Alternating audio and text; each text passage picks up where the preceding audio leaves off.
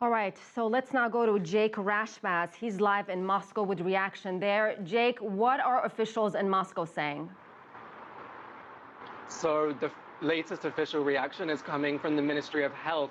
A spokesman for that ministry has said that Russians will be helping, if they are allowed to enter Donetsk, to look through the bodies of the plane and hopefully identify them and help reunite families with the bodies of their loved ones. Other than that, President Vladimir Putin has extended his condolences to the Malaysian head of state and plans to contribute to any sort of rescuing that he can.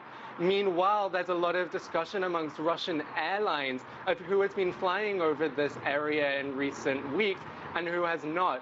State flag carrier Airlines has announced that they from now on will not be flying over that region, but it has emerged that a smaller Russian airline by the name of Air has not been flying over that region for more than a month now.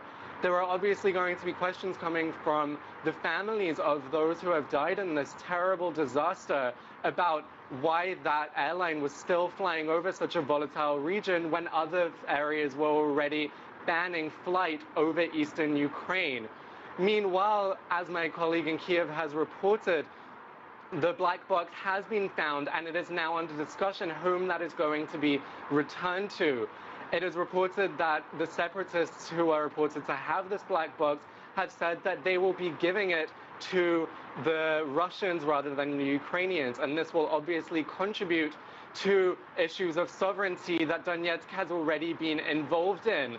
The Republic of Donetsk, as it's been called, the People's Republic of Donetsk, has declared its own independence from Ukraine and is pro-Russian, as the Western media has it.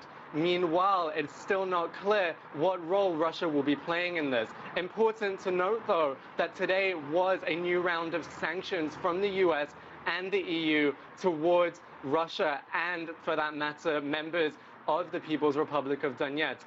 It might not be a coincidence that this plane was shot down on such a day, but it still remains to be seen what role sanctions and Russia has played in what's happened this evening. All right, thank you so much.